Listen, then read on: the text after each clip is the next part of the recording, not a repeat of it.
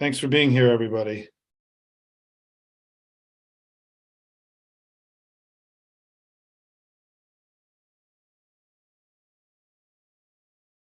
And Dudeline, as I start, when I advance the first slide, you're just going to text me and tell me everything is okay, right? Thank you.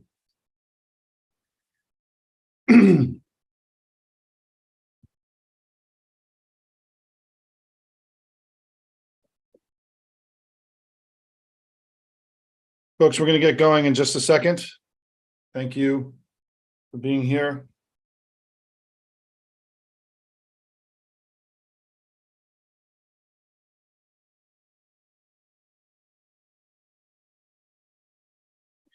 Okay, let's begin, folks.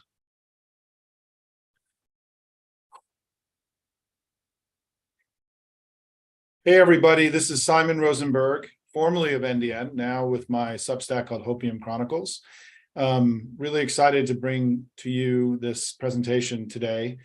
It'll take about 30 minutes. I won't stop and take questions during the presentation, but we'll have 30 minutes to have a conversation afterwards, and be plenty time to discuss what you see.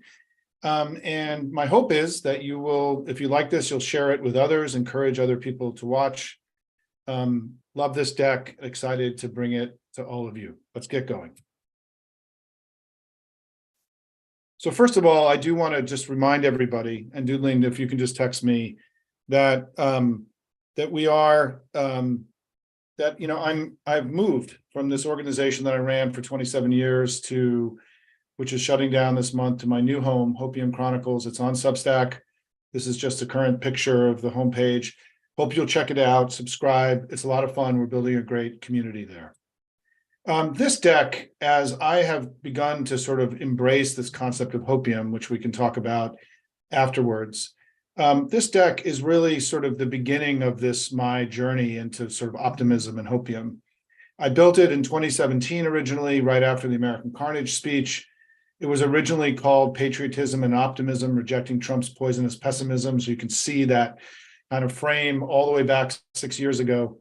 And from day one, it was about telling a better story about who we are and what we're about.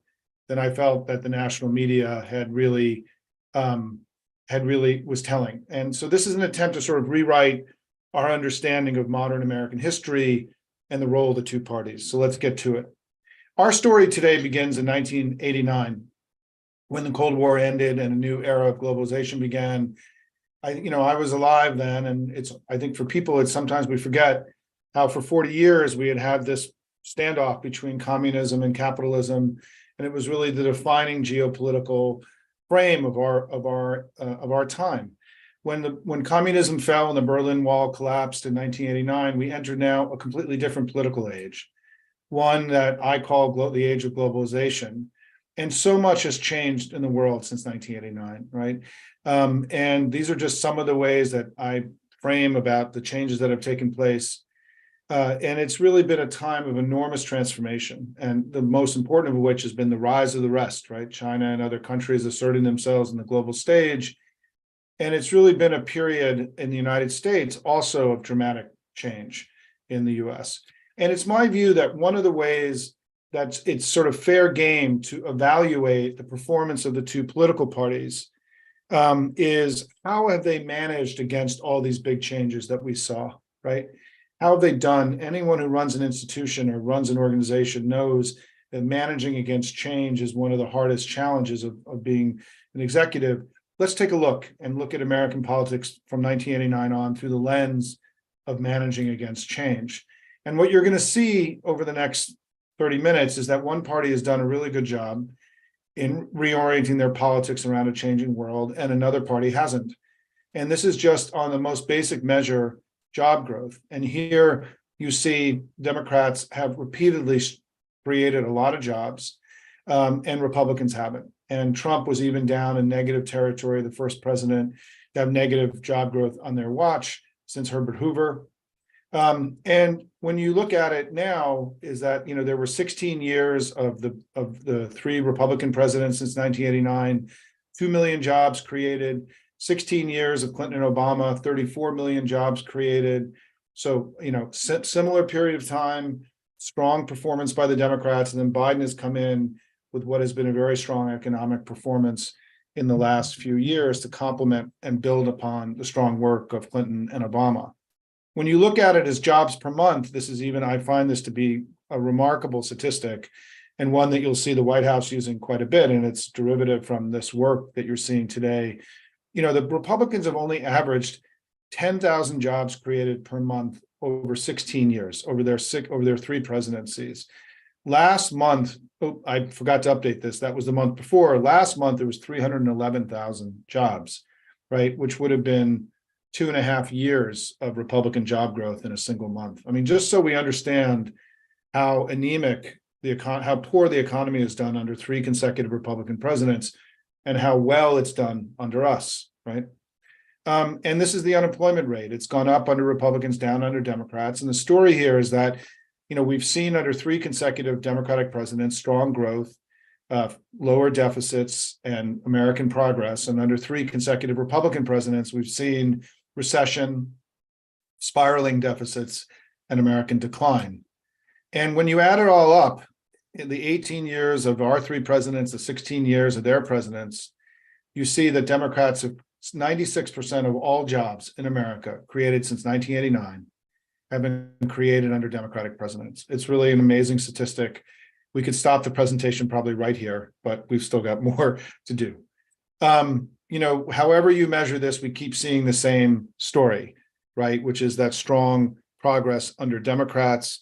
The Republicans obsess about GDP. It's one of the measures they obsess about. Biden's growth rate under his presidency has been more than 3 times what it was under Trump, just for comparison. We also know that during this period of globalization since 1989, there's been enormous wealth creation in the United States. Our companies were very well positioned to take advantage of when we went to 1.5 billion or 2 billion customers, up to 7 billion customers. We've created some of the most valuable and important companies in the history of the modern world. And enormous wealth was created in America during this period.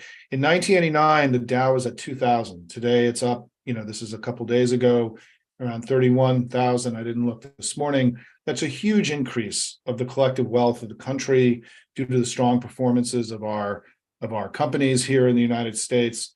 And most of the wealth gains during this period happened under Democratic presidents, as you can see here. And let me show you just how dramatic it is. I mean, virtually all the wealth that's been created during this period has happened when Democrats have been in charge. Biden's got some work to do to get his numbers up, right? But certainly it was better than last Bush. But all this this harumphing from Trump, his performance on the stock market, was way below what it was under Clinton and Obama. And what's important is that during this period, and I'm going to go through these graphs pretty quickly, is that all workers gained ground, right? You hear these stories about how wages and incomes were flat during 20 years, 30 years, 40 years. That's not true, right? I mean, we saw, people at the upper end gained a lot. People with stock and wealth and owned homes, their wealth went up faster. But people at all income levels saw their incomes go up in real terms during this period. And even, if I go back, what happened there? And you can see this is the gains that happened broken down by race. This is median income, right? You see median income go way up under Clinton, go way up under Obama, right? And it continued to go up under Trump. It's come down a little bit in recent years because of obviously what happened with COVID. But the key thing here is that what you'll hear from commentators is that median income, again, where incomes and wages have been flat for 20 years, 30 years, 40 years, this is not a flat line, right? This is not a flat line. And when we say things like that, even though we're not as far ahead as we want to be, we are diminishing the accomplishments of the Democratic Party. This is not a flat line. It is not true that wages and incomes have stagnated for 20 years, 30 years, or 40 years. It's not true that workers have fallen behind during this period. They may have not made as much as people at the upper end, but that's not the same as falling behind, right? And on the fiscal management of the government, which is now obviously front and center in our politics, we see a similar story. The deficits have gone up. under Republicans and gone down under Democrats pretty dramatically. I mean, if there is a party of fiscal responsibility in America, it's the Democratic Party, not the Republican Party. And this is just to show you in historical comparison. This is the annual deficit by percent of GDP. And you saw during World War II, because we're in a wartime, it went, way up under FDR. You saw it very stable until Reagan came, right? And then Reagan and the new sort of conservative economics, which cut taxes and did not cut spending, increased the deficit. Clinton got it all the way up to surplus during his presidency, a remarkable achievement. But look where Trump left the country, right? This is the worst fiscal record of any president since World War II. The Republicans, again, their track record on the fiscal front is atrocious. And the idea that they are coming at us and claiming that somehow we're the party of fiscal profligacy is really one of the most cynical arguments that you hear in American politics today. And in fact, the deficit went up every year that Trump was in president, and it's gone down every year under Biden. And on the debt ceiling, which we're going to be talking about this year, it's been raised far more under Republican presidents than under Democratic presidents. So again, this idea that somehow, we have some special relationship to fiscal profligacy and recklessness, it's the exact opposite, right? I mean, the Republicans have raised the debt ceiling more under their presidencies. They saw more debt created under their presidencies. The Democrats have been the party of fiscal rectitude in comparison, right? And so the whole thing about the MAGA argument is just so incredible right now, which is the core narrative that you hear from them is we shouldn't be spending all this money abroad. We should be spending it here at home. And then the Democrats say, hey, that's great. We just passed the 3 biggest domestic investment bills since the 1960s. And their response is we should cut them all, right? I mean, at the core, the economic conversation that we're having right now is so absurd and ridiculous because really, it's my view in the writing I've done is the central domestic offering of the Republican Party since the mid-1960s has been exploitation of racial fear. It's been about tax and spend, right? Which was not an economic program. It was a social program, right? About scaring white people, about giving money to undeserving people.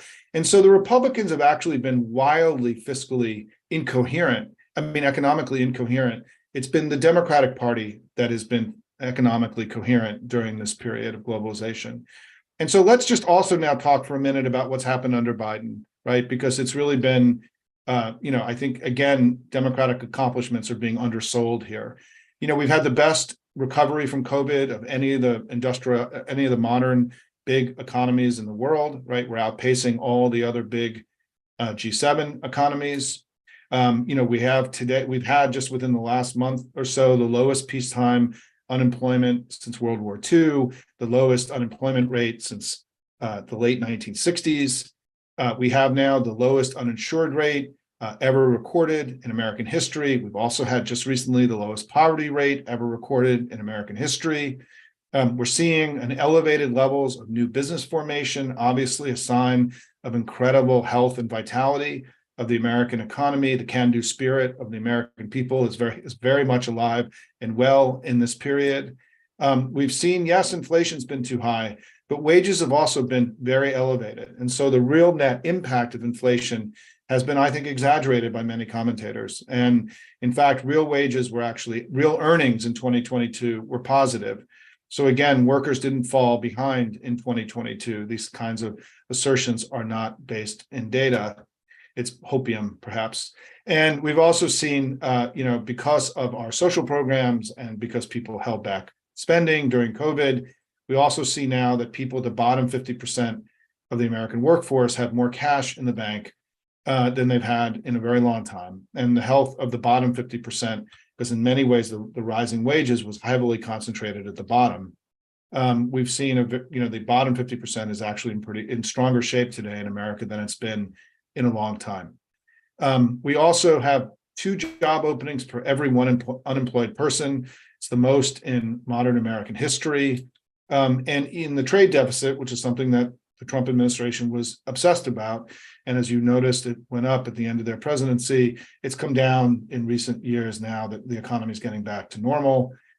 We also know that crime rates, which isn't something the Republicans talk about all of the time, are far lower than they were a generation ago. This notion that there's been some kind of massive spike in crime is false and wrong. And in fact, murder rates in red states are much higher than they are in blue states. And so we add to this the fact that 2023, we will see more oil and gas produced in the United States, more crude produced in America than any year in American history. And also the oil and gas companies had record profits. If we were waging a war on oil and gas, we're doing a pretty poor job because they're doing better than they've ever done, and more oil will be produced in America this year than any year in American history. And part of what I just did through this most recent part is I essentially rebutted almost every single argument the Republicans are making, which is something we have to get far more aggressive about as we move forward into the debate. And on immigration, an area of enormous demagoguery, right? Of unrelenting demagoguery. Under Obama and Clinton, the number of undocumented immigrants in the United States actually declined. We didn't have open borders then. We don't have open borders now. And this is an area where we have to go on offense far more than we have. We have a strong track record here, and we need to defend, I think, what the president's doing. I know this is an area of debate inside the family, but it just cannot be that anyone from anywhere in the world can show up at a port of entry in the United States and get a day in court. If that happens, we are going to see continued unprecedented pressure on the immigration system. We've got to be creative here about how we manage an unprecedented set of circumstances here and around the world. And so listen, how we do in America, right? Let's just review this. Lowest peacetime unemployment rate since World War II. Lowest uninsured, lowest poverty rate in American history. Stock market is up 16 times since 1989. The best economic recovery in the G7. Historic Biden investments are going to propel growth and prosperity for decades, taking control of our energy destiny, contrary to what the Republicans are saying. When you go down this list, right, this is an amazing achievement. It shows that with smart policy, we could make America better. This has to be the core narrative and story that we tell the American people, that we aren't being pushed around by these large forces in the world, that we're not incapable of governing ourselves. We've shown that with smart policies, America can continue to get better, and with bad policies and extremism, they can get worse. And we've got to defend what we've done, because it's how we're going to defend and make sure that freedom and democracy prevail here in America in the coming election and future years. And so I want to be very clear about one thing, that all that stuff that I just showed you, all these good things that have happened, lowest poverty rate, lowest uninsured rate, lowest unemployment rate since peacetime unemployment rate since World War II, crime coming way down, has happened during a period of extraordinary immigration. And so rather than immigration being something that has set us back and prevented us from becoming who we want to be, it's actually clearly been a propellant. It's been an enabler of us becoming who we want to be. And we've got to lean into and own this story. And this is so critical to the Democrats, that we embrace this era of immigration and the growing diversity of the United States. It's made us stronger and better today than perhaps any time in all of American history. And what's interesting is that voters know this. When you look at polling, the popularity of immigrants and immigration has actually gone up in recent years, in part because I think Trump forced Americans to really think about this, and they came down overwhelmingly in every poll you look at in the right place. Even in the 2016 election, in the exit polls, when people were asked, should the undocumented immigrants stay or go, right? Only 25% said go. Even in 2016, right? So this is an area where I think we have more running room than we understand.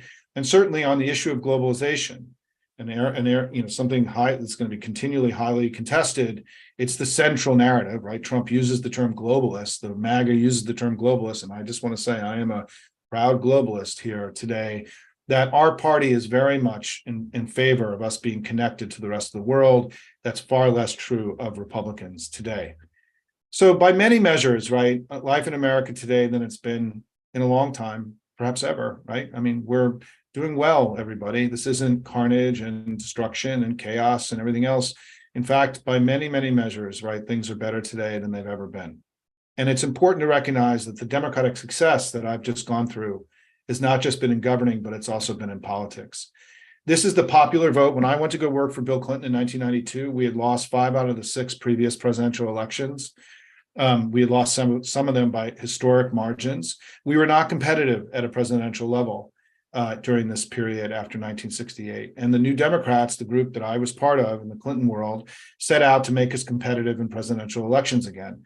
And in the 8 presidential elections since Clinton, in 92, since Clinton became the nominee, we've won more votes in 7 out of 8 of those elections. It's the best popular vote run in American history. No political party has been able to do what we just did over this period.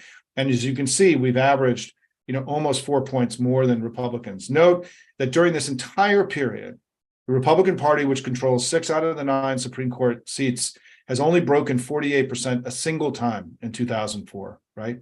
It's really kind of amazing. Look where they are here, 37, 47, 46.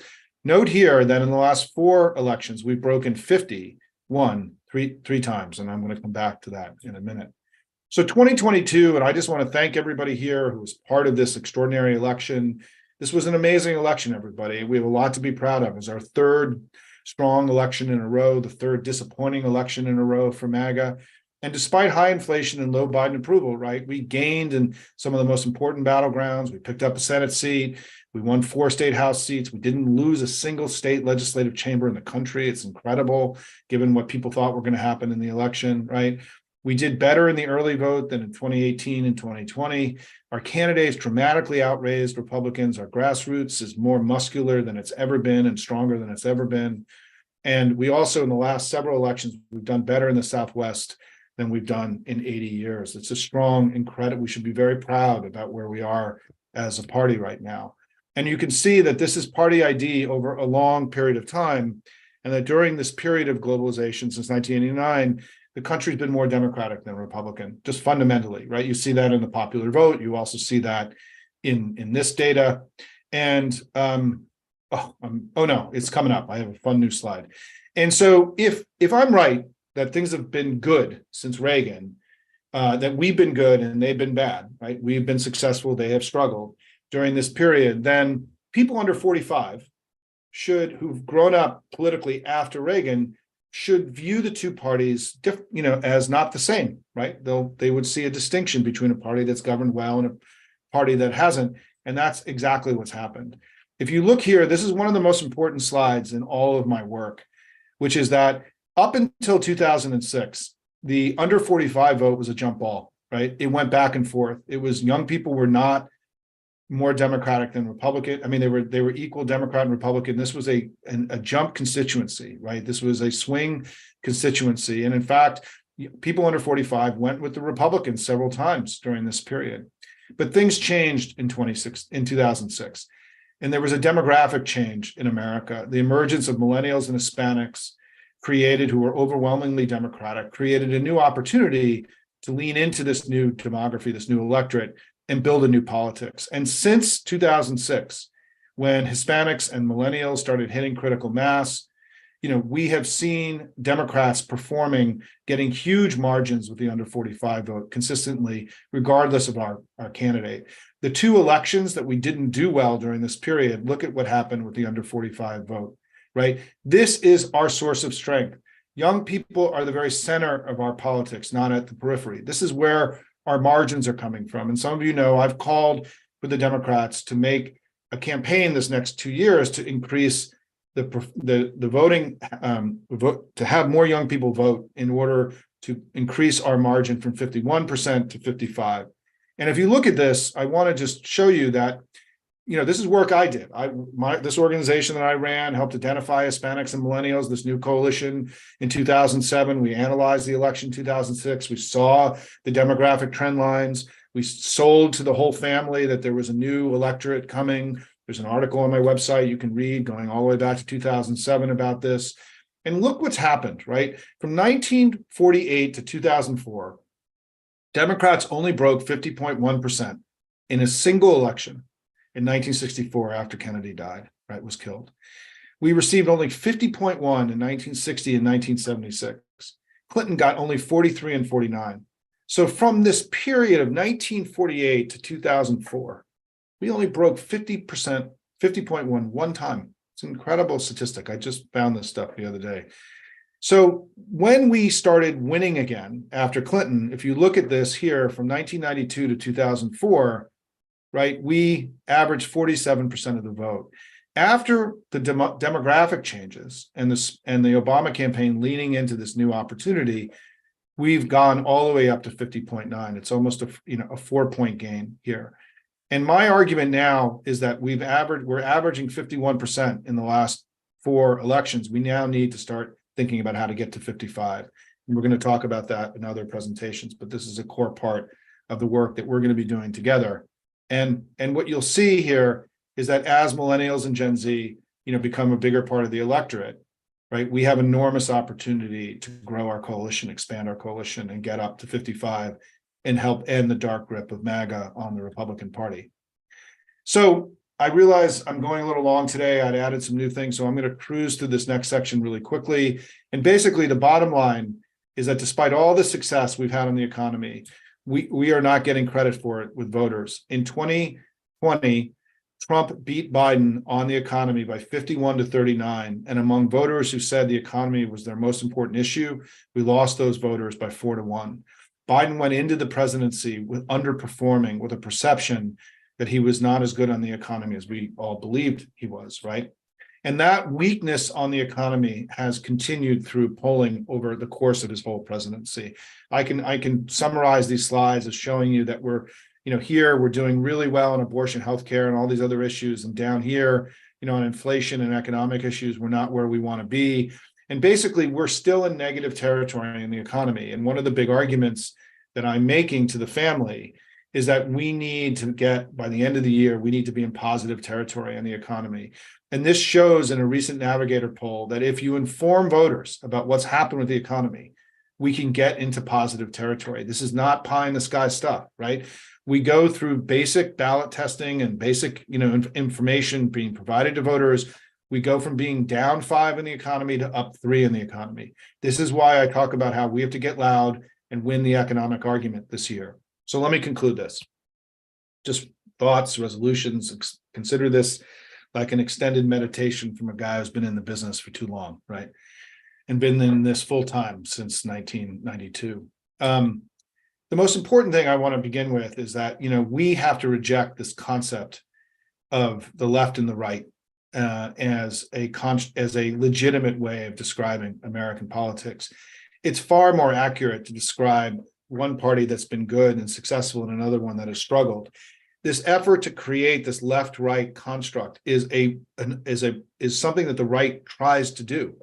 The right is intentional about trying to create the symmetry between the two parties because it gets them off the hook for their repeated failures. We have to reject any effort by anyone on their side or our side to create a sense of symmetry, that there were just two sides of one coin, right? This itself is false and wrong, and it diminishes our accomplishments and our achievements. To me, this current moment that we're in feels a lot more like 1945 and 1946 than it did like 32 and 1933. And we've had these debates inside the family because I think we've just gone through a global trauma, and the international system that we've built together back then in the 1940s is being challenged in a way today that it hasn't been in a very long time. And I think that part of the story of the Democratic Party, and one of the reasons that I've built Hopium Chronicles, is that I think we're entering a new political age and an era not of expansion of the American system to the rest of the world, but a time of peace and expansion, but a time of potential conflict. We are in conflict right now with Russia. We may be in some kind of conflict with China as well. And we need to recognize that our party, which led us through in fighting authoritarianism back in the 1940s, is being called on to do this again. And we'll talk more in future presentations about what this means. But I go back and want to ground all of us in this speech in 1941, the State of the Union address, where FDR introduced this concept of the 4 freedoms. These 4 freedoms, and they're freedoms, right? This is freedom that he was talking about, became the foundation of the entire modern world. This is in the United States Charter. It was in the Atlantic Charter. This is the way that we constructed the post-World War II order, which is to create freedom and opportunity for all the people of all the world, all around the world, a universal aspiration for everybody. We forced the European countries to release their colonies, right? We implemented a global system that was around freedom. And what happened with Clinton is that Clinton took that basic American construct after the Cold War ended and extended it to the rest of the world. And the world has prospered in this time. We live in a golden age. And this is why China and Russia challenging this global system that we build is so important to us as Democrats, because we've seen human advancement in the last, there's never been a time in all of human history where more people have had more opportunity than the world that we live in today, the world that the Democratic Party imagined and built coming out of World War II, built on the four freedoms. Life expectancy has exploded. We've seen a plummeting of extreme poverty. I can go through all these other statistics. For time reasons, I'm not going to go through it. But however you measure the health of people since World War II, everything has gone in a very, very positive direction. More people up until recently lived under a democracy than any time in human history. We can go through this whole list. An extraordinary thing that we did, right? We did this. We created this world, right? We rejected the building a world around authoritarianism and around dominion, but it was built around freedom. And I think that one of the things we have to do to defeat MAGA going forward is that we need to lean into our history and our legacy far more than we do. I think we've been cut off from our history a little bit for reasons that we can debate and discuss for a long time. But we have been a force of historic good here and around the world. I don't think there is an organized political party or group of people that have done more good for more people in human history than the Democratic Party over the last 80 years. I'm proud to be part of this movement that we're all part of. And just, this is my list. You may have your own list. These are some of the things that we've done together. These are extraordinary achievements, and I'm very, very proud of it. And I used to not have a Republican version of this. I used to just say, and the Republicans, during this period, yes, Reagan helped end the Cold War, but since 1989, we've done good and they've failed to do their part. But I think we all know that that's not really true anymore, that something deeper and darker has happened inside the Republican Party, that MAGA has also become malevolent. It's not just that they haven't done their part. There's a darkness and a danger in their politics now that we have to confront. We all understand this now, which is why the importance of our work together has never been more important, because the threat to our democracy and to democracies around the world are perhaps unprecedented in our lifetimes, for those of us who are of a certain age, I should say. And so when people talk in our family about what's gone wrong with America and who to blame for the things that aren't going right, I think it's really important for us to recognize, right, that it isn't, Washington isn't broken, our politics isn't broken, right? It's what used to be called the Republican Party is what's broken. It's the thing that has let America down more than anything else. And we have to be able to be honest and forthright. We have an obligation as proud patriots and information warriors to tell the truth to our brothers and sisters here in the United States. And that's what I'm trying to do in this deck today, is to give you more data and understanding, to be truthful to your colleagues, to your peers. They deserve to know what's happening in their own country, right? We have an obligation to tell the truth. And if you have any doubt about where they've ended up, let's just spend a minute with a few slides here, right? And who they are and what the threat to all of us really is.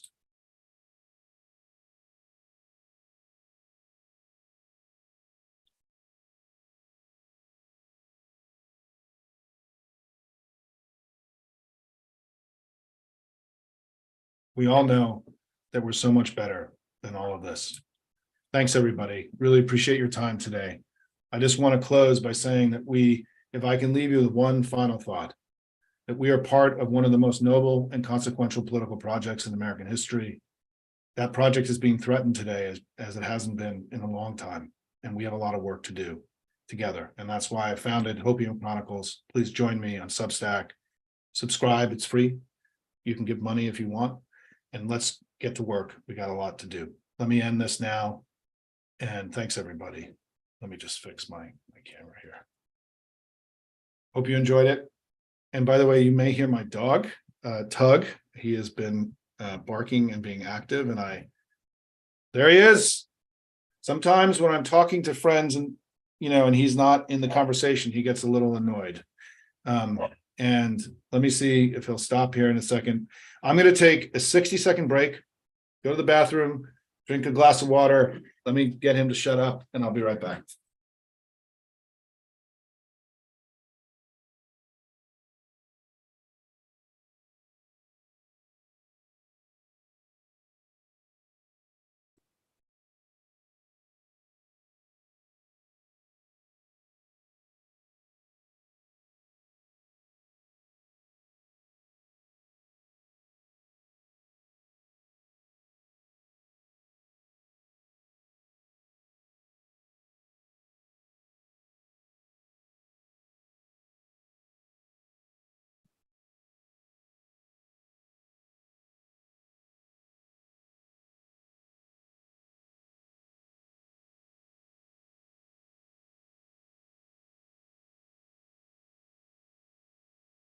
Okay, I'm back. Sorry, everybody. Let me go to first some written questions. And Lori Friedman says, the Republicans keep branding Dems with the Cold War labeling being socialist, inhibiting individual rights when it's actually the opposite. What can we do to change the labeling? What seems to work? Listen, I think it's a great question, Lori.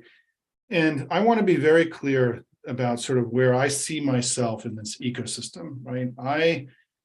I am not going to be recommending ads or words that are used by politicians. I'm trying to create deeper understandings that, that are inform that final moment where a word comes out of a politician's mouth or an ad goes up on the air, right? We're sort of in a place before that. And I've been doing this a long time. I mean, I've written a lot, things that I've written, words that I've written have come out of presidents' mouths, all that stuff. But we're not operating in that final place. We're operating in a place before that, which is how do we understand the world around us? How do we do a better job at liberating our discourse from the unbelievable amount of right-wing bullshit that is pushed into it every day and has been for decades? And so I do think that your question is, we could ask that 5 different ways and 5 different issues, which is, why is there a false impression about the Democrats? And it's because if you read my work, it's because they're so much louder than we are. And we have to get louder. There's 2 pieces of in the work that I'm doing here. One is, what's the story we're going to tell? And then how do we get more effective at telling it? And I think the first part of it is that we have to get more intentional about telling our story, to not responding to them, to not taking the bait, to not telling their story, to tell our story. And then we have to get louder and more effective in how we tell it. That's the challenge of this project, Hopium Chronicles, to the family, which is that we have to get better. In order to defeat MAGA, we have to tell our story more effectively. And we have, in order to ensure that democracy and freedom prevail, this ability to be more loud and proud, to understand the greatness of this project, to take no shit from them on things like, them being the fiscally responsible party. We have to get more aggressive and stronger in rebutting them. Some of this is just having the arguments, but some of this is just the fact that they can take things like fentanyl and Halloween candy through the power of their propaganda machine and push it into our daily discourse every day in ways that we just don't have. So it's not just that we don't have the best arguments, it's that they can overwhelm the information system in the United States, which is why a big part of what I'm doing is talking about how we do that. And one of the ways we do it, it's not the only way, is for people to become information warriors.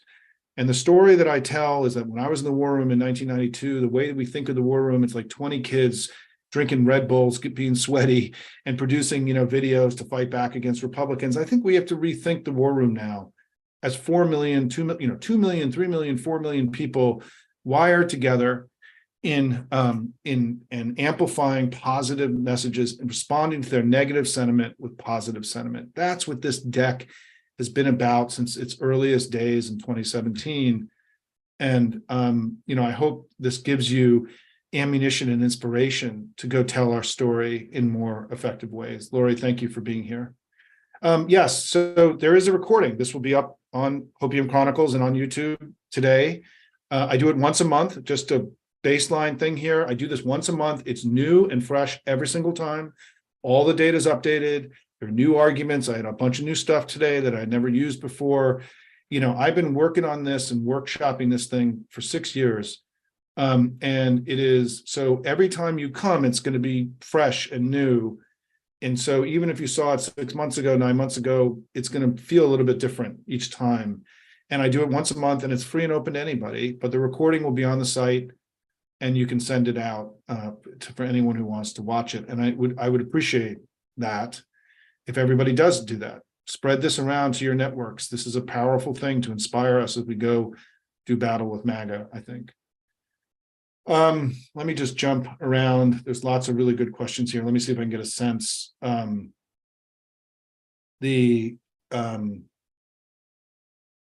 covered some of these questions. Leslie has an interesting question, which is that you spent a great deal of time and effort on slide 43, the history of Dem presidential elections in '68. Tom Hartman has a long piece out recently about the theft or dishonest election processes that brought Republicans to power in those elections.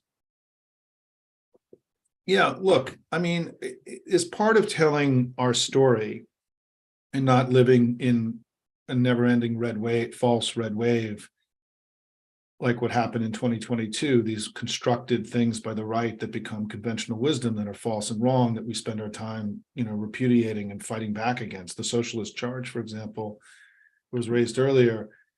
I was there in 2000 and, the Republicans were given that presidency by a 5-4 partisan Supreme Court. They didn't win it outright. I think we've allowed that to get sort of buried into our history in just the same way that Republicans are attempting to bury the significant involvement of the Russian government in helping Trump get elected in 2016. I wish it wasn't so, right? And I wish that we didn't, the story now about Carter and the Iranians that just came up, the story of 1968 with what happened with the discussions of the Republican Party and the Vietnamese. This is an important part of our history, but the part of our history that if I could tell one piece of the various things, is the stuff I went through today. We don't get 5 bites at the apple when we communicate. We get 1 bite, 2 bite, right? I went on Fox News for 17 years and did thousands of appearances on Fox. And I always had this theory that I could only say 1 or 2 things each time I went on. And I was very disciplined each time I went on about what it was that I was going to say about us, right? I had 1 or 2 things, regardless of the questions. I made my case. Sometimes I got pushed back on it. But I think the way to think about political communications is that over the next year, what can we really push through the system? And I think that this year, we have to win the economic debate. The Republicans are forcing a huge economic and fiscal debate. I'm really happy with what the White House has done this week, where they've sort of positioned themselves in opposition to the Freedom Caucus, the absurdity of the Freedom Caucus fiscal agenda. And, we're in the middle of a really consequential economic debate. And it's important that all of you do your part and participate in that and help us win that debate. I think we have more agency and power than we understand. I think sometimes you hear people say, but the Democratic Party is not messaging properly. And what are you guys doing? Well, my pushback to you is, what are you doing, right? I mean, how are you contributing to spreading this information through your social networks? Don't feel that you're not without power and agency. You are. And we have to do more than what we do on campaigns. Our campaign apparatus now is strong. Our volunteers are strong, but we're in a 24/7, 365 information war. And it's important that all of you who are texting and phone calling and giving money and volunteering on elections, it's awesome. We're bigger and stronger than they are. But we also have to do this other piece, which is we have to become daily information warriors to combat the right-wing advantage. I do think that what's happening with Fox right now gives us an opportunity to have a big conversation about the degradation of our information, of our domestic discourse and our information environment. It's a discussion that we need to have because there's been a very large Republican organization that's pretending to be a news organization for a long time. And they can keep pretending, but we don't have to go along any longer, right? This is something we've got to do. Joanne asked, to be information warriors, it'd be useful to have memes to share based on your slides with sources listed. Yeah, as I said earlier, I don't know that I'm going to be in a place where I'm going to be producing those final things that go out. It's something that's come up since I began this project 2 weeks ago.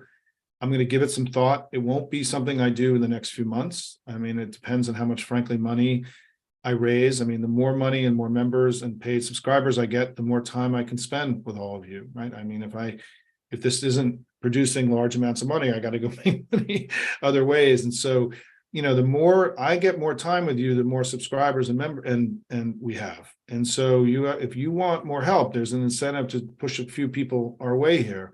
The launch of this has been very successful. I've been very pleased. I'm really grateful to all of you.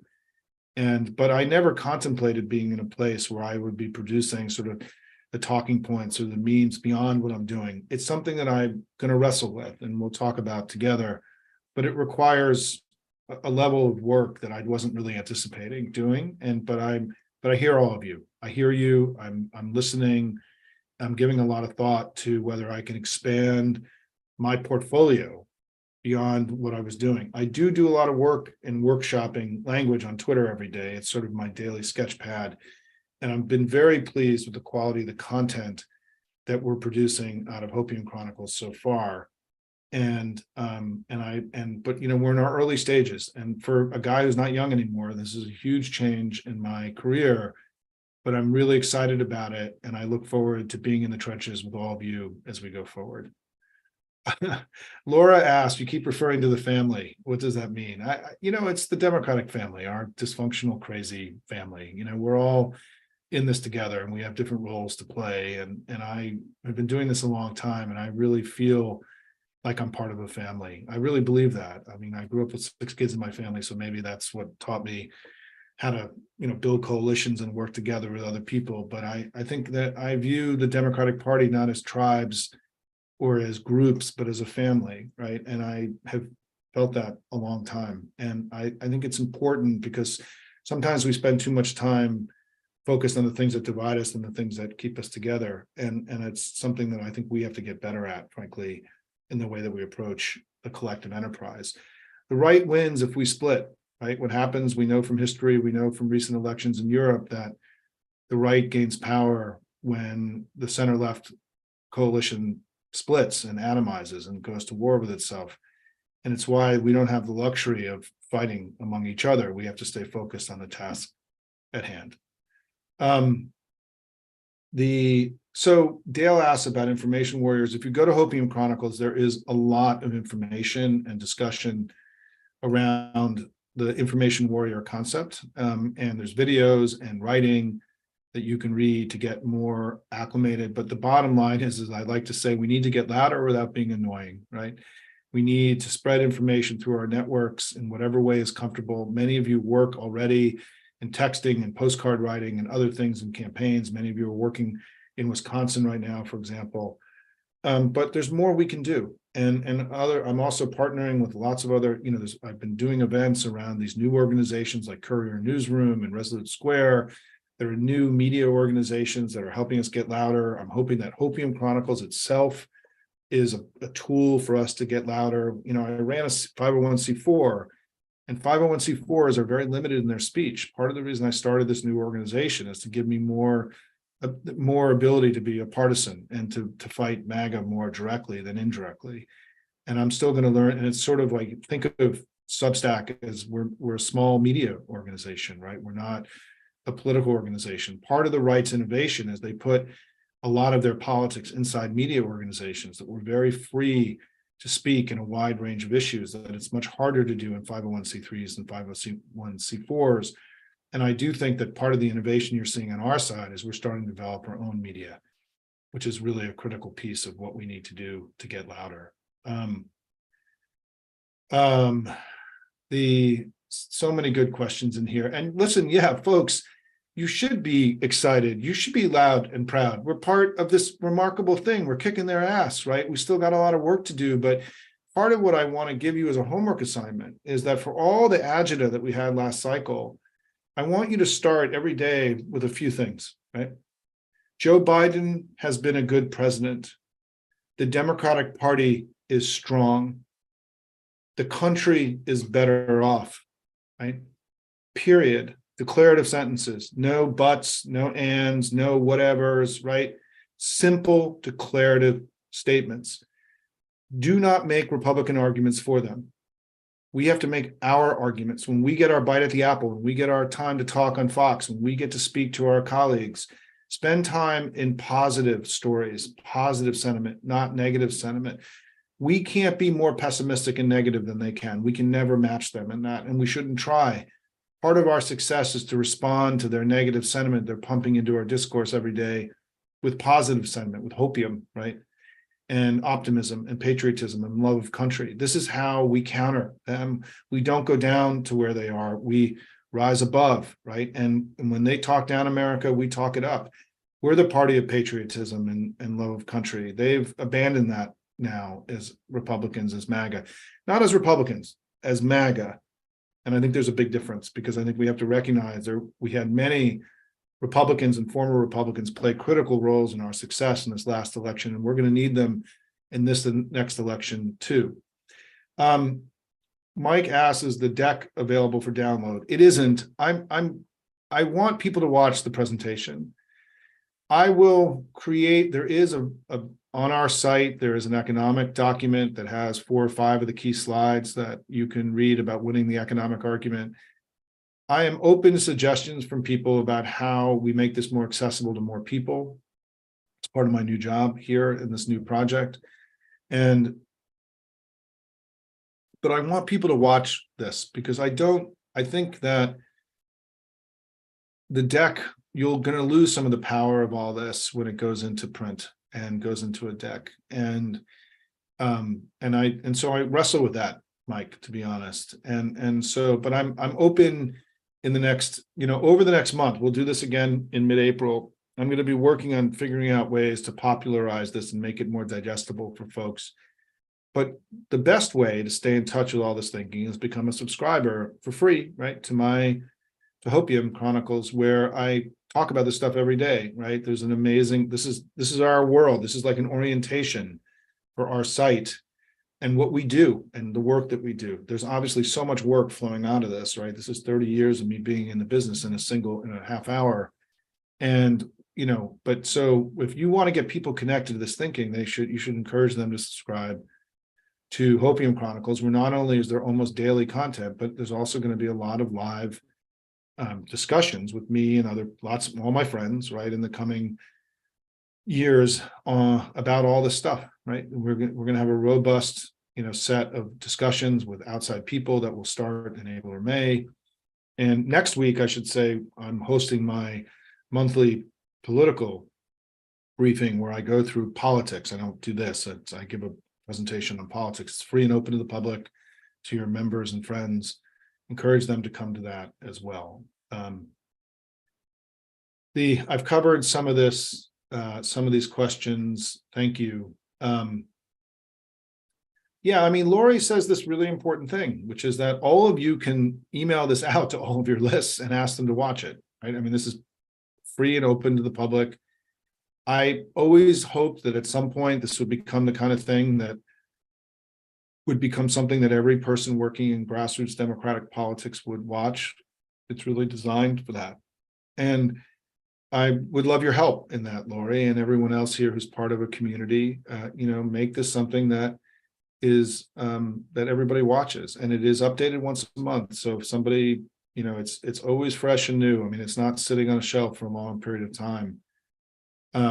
And so, yes, make it available. 2 things you can do: encourage people to subscribe for free, right? And also to watch with Dems. Lots of really Annette, Twitter's become a hellscape. It always was a hellscape. One of the reasons that I am doing this is that we all recognize that Twitter is not what it was for us. It can't be, given Elon's insanity, political insanity. And we need to find ways to communicate with one another that isn't so reliant on Twitter, because we can't rely on Twitter anymore. It's a tragedy. I've invested a lot of my brand in building it out on Twitter. I love Twitter. I just found Twitter to be a great place to be with all of you, to have the kind of conversations we wanted. But we can't count on it anymore. And we need to innovate and push our way through a new media ecosystem and, create a different discourse in the United States. We cannot continue to live in a period where Mark and Elon control so much of our daily discourse and where we're being blown around by Fox News. We've got to imagine and build a different domestic political discourse in America. That's going to be part of what we're doing here. And it's really important work. And I'm a former TV producer and writer. I've been in the communication side of this business for 30 years, and there's a lot we need to do to get louder, to take back our discourse, to go on offense. We've got a lot of work to do. I mean, look, we've been a really positive force for good, but they're louder than we are, and it's drowning out some of our achievements and accomplishments, and we've got to be smart about how we approach this. I'm getting to the end time here, and I appreciate people's enthusiasm for this. And someone mentioned DemCast as a digital hub for graphics and social media. I don't know much about them. I need to get to know them better because it comes up all the time, frankly, in our discussions. Indivisible, as Gabrielle has just said, has the Truth Brigade, right? I'm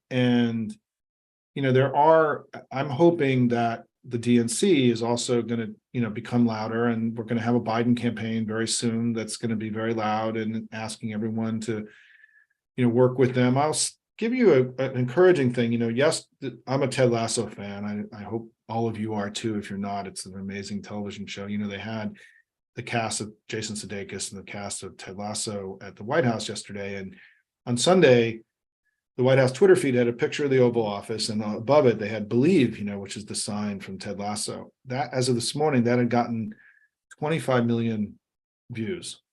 Probably the most viewed tweet in Biden's presidency. So simple, so creative, so powerful. The digital team in the White House is doing really good stuff. If you're not paying attention to them on TikTok or Instagram or on Twitter, you should. There's a new team in there that I think is really starting to innovate inside the White House. And I'm very encouraged by some of the stuff I'm seeing. That was a brilliant moment in democratic political communications. And I should say, my wife, who works in the White House, yesterday was leaving, and the whole Ted Lasso team was about to get on a bus, and the bus hadn't come, and she was able to meet all of them. And I think it's the most important thing that my wife's ever done in the eyes of my kids, right? To have met Jason Sudeikis and Roy fucking Kent and all of them, right? Okay. Anyway, that's it. I'm going to wrap up, folks. Darcy said an interesting thing, and I just about creating subgroups inside of Hopium. Let me just say about that, because that's come up now. I had no idea. I want to conclude with this. I had no idea what was going to happen with Hopium Chronicles. I struggled on the name up until the day of the launch. I recognized the name. For some people, it'd be like, what are you talking about? For other people, they get it. And I made a decision to sort of push my brand and connect to this concept of Hopium. And what I mean by Hopium, I have a different meaning than it's often used, which is that it's the power of belief, the thing above Ted Lasso, to change outcomes. It's more than optimism and hope. It's action. It's the power of belief, to not accept the negative frame that's been given to us. It's the power of believing that we have agency, and we can change the future, and we can change outcomes through our work and our action. To me, that's what Hopium is. And it's about not accepting things as they are. It's about changing things and making them better tomorrow. And I don't know what we're going to do with this community yet. I don't know. And I just want to ask everyone to be patient, because it was an enormous amount of work getting this up. And as any of you who've been part of it from the beginning, I've produced an enormous amount of content already, and I need to slow down a little bit, because it's been, this huge undertaking, and it's off and running. And thanks to all of you, it's been awesome. I've so enjoyed this. As I joked the other day, this is the most fun an aging political operative could possibly have. Substack's a powerful tool. It's a powerful medium. It's a powerful platform. I love what we're building together. We're going to figure out whether or not we do the subgroups and how we organize. And I will say, for those of you who are still on Friday, I'm going to test something out, which is I'm going to do an open thread for grassroots people, just to share there to share their things they need, to share things they've done, to help create a conversation around things that they think are working or things they need help on. Where on Fridays, people can spend a little time on this thread to share experiences. I don't know how to organize that yet, and we're going to figure that out. And I also don't want to run it. I want it to be unmanaged, to let all of you sort of share. I've already been connecting people to other people who have been on my talks and wanted to get connected or saw each other in the comments area. It's been great, everybody. Listen, just thank you. I mean, this has been an awesome start. And I just want to conclude by saying, part of the reason I'm doing this is I'm sick and tired of being sick and tired. I mean, we are part of one of the most noble things in America, in world history. We need to live that every day. And we need that inspiration in order to make sure that in this next election, we don't win again by half a point or a point, but we win by 55 and we break the back of MAGA and we loosen the grip of the dark grip of MAGA on the Republican Party. It's what we have to do. And it's the work that's in front of us now. We've done amazing in these last 3 elections, but we got to blow it out in this next one. And I think the Republicans are giving us ammunition every day. They're pushing themselves away from the American people and deeper and darker into this extremist hole that they've dug for themselves. So I remain wildly optimistic about 2024. And as I often said in 2022, I get up every day just thinking, man, I would much rather be us than them in every way. Thanks, everybody. Please share this with your friends and colleagues. Let's get it out there and let's go fight and win. We got a lot of work to do.